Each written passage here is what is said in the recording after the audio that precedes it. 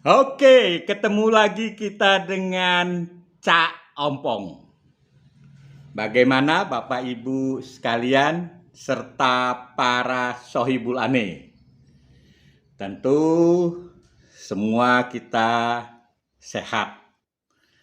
Dan bagi yang mudik pulang kampung sudah kembali ke tempatnya masing-masing dalam keadaan selamat. Oke, hari ini kita coba membahas mengenai sosok Anies Baswedan yang mengikuti calon capres. Jadi masih calon capres dari Partai Nasdem. Nah, sebelum kita membahas sosok Anies Baswedan, saya pernah bertanya dalam hati,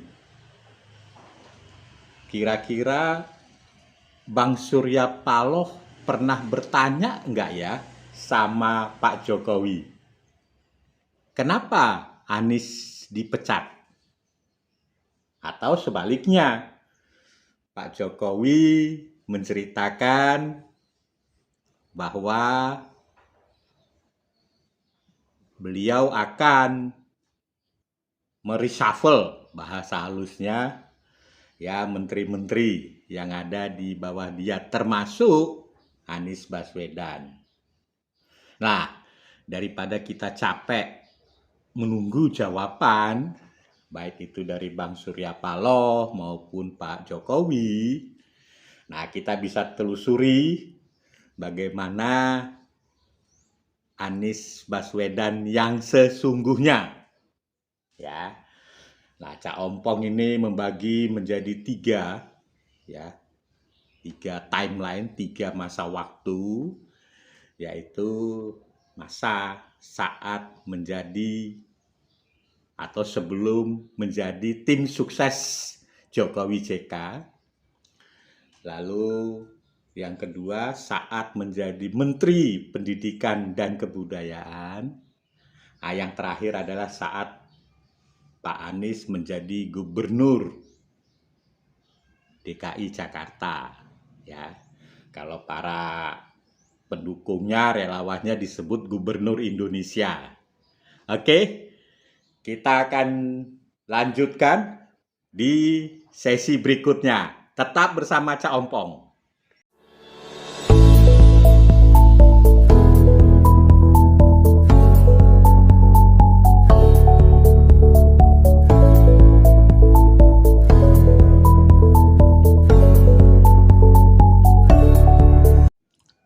Oke, tahun 2014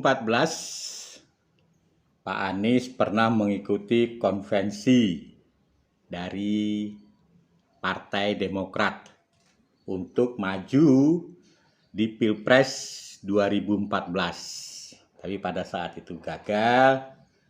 Nah, kemudian meloncat ke tim sukses daripada Jokowi JK. Ya, kalau menurut Cak Ompong, ya hubungan Pak Jokowi dengan Anies di tahun 2014 sepertinya belum terjalin. Mungkin Pak Anies ini bawaannya Pak JK. Oke, pada saat beliau menjadi tim sukses, nah, di situ ya adalah perdebatan sesama tim sukses, ya kan? Bagaimana ya narasi-narasi yang disampaikan Anies Baswedan terhadap seorang Prabowo, ya kalau kita lihat cukup keras ya. Jadi memang terlihat sekali gaya menyerangnya. Nah, yang kedua, beberapa pengamat juga mengatakan, ya, termasuk salah seorang yang pernah menjadi bosnya, ya memang nafsu berkuasa Anies Baswedan itu cukup tinggi. Ya, jadi memang nafsu untuk menjadi presiden Indonesia, nah itu luar biasa. Ya, beliau tidak segan-segan melakukan apapun dengan cara apapun. Nah, itu yang bisa terlihat. Ya, jadi pada saat menjadi tim sukses. Nah, yang kedua kita masuk pada saat beliau menjadi gubernur DKI. Ya. Nah, itu juga terlihat sekali bagaimana dia menyerang Ahok, ya. Jadi memang luar biasa. Nah, yang kedua, kita melihat eh, Pak Anies ini bekerja tidak dengan skala prioritas, tidak berencana. Jadi kalau kita lihat janji-janji kampanyenya luar biasa, sangat manis. Nah, saya tertarik dengan kata-kata keberpihakan terhadap warga Jakarta. Ya, jadi kalau kita lihat bagaimana beliau saat berdebat mengenai rumah DP 0%, nah itu kata-katanya sungguh luar biasa, keberpihakan. Ya, hingga saat ini progres rumah DP 0% itu ya sangat kecil sekali, sangat minim. Jadi memang ya tidak bisa diharapkan gitu loh. Jadi apa yang disampaikan dengan apa kenyataannya tidak terjadi ya. Jadi program kerjanya itu harusnya rumah DP 0%. Itu tidak dilakukan. Tetapi Jakarta International Stadium, Formula E yang tidak berdampak langsung kepada warga Jakarta itu dilakukan. Pertanyaannya, kenapa? Ya karena itu adalah sebagai ajang pamer, apalagi untuk ke Pilpres 2024. Ya. Nah, kita masuk kepada saat ya beliau menjadi Menteri Pendidikan. Nah, pada saat jadi Menteri Pendidikan, yaitu ada salah seorang, ya saya harus lihat catatan ini, salah seorang stafnya beliau di Inspektorat Jenderal, ya, itu Ibu Nina Sani. Nah, dia menceritakan bagaimana Pak Anies menggagalkan, ya, mencetak 2 buku. Ya, jadi saat masa transisi itu ada buku panduan yang harus ditandatangani Presiden SBY dan Menteri Nuh, ya, tapi itu belum dicetak. Nah, pada saat hendak dicetak, buku tersebut kata pengantarnya itu diganti, ya, sehingga ditandatangani oleh Anies Baswedan. Nah itu. Lantas yang kedua juga ya ceritanya food court yang tadinya bisa ya masih terbeli oleh karyawan, tapi begitu ditangani oleh saudara dari Pak Anies, harga makanan yang ada di food court tersebut ya cukup mahal. Artinya apa?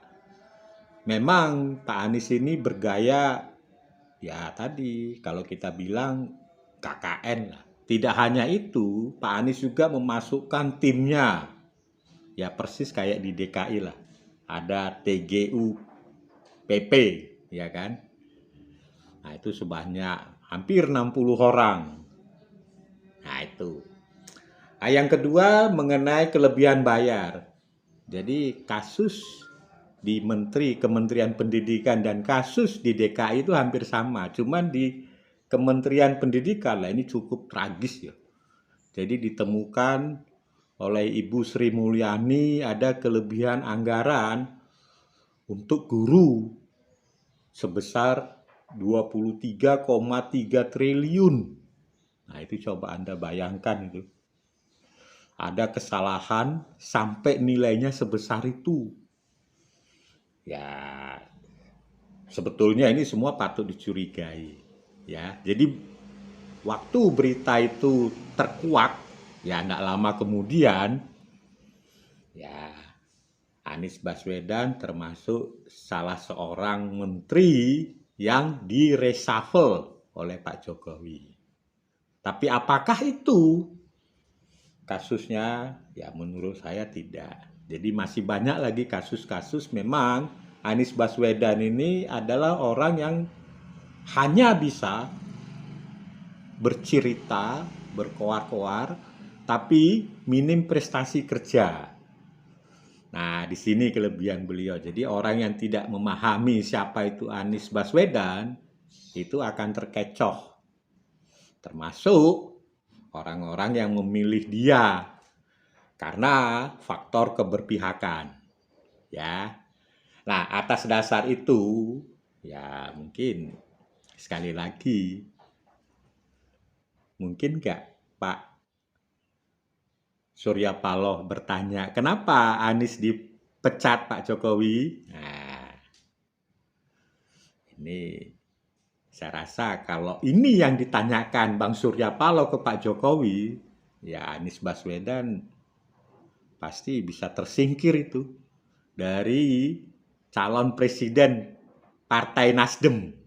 Ya, tapi apapun keputusannya pada saat nanti Kongres ya kita tunggu saja ya. Paling tidak harapan netizen capres dari PT Nasdem selalu berpolitik berkebudayaan Indonesia. Oke, demikian masukan dari Cak Ompong. Terima kasih.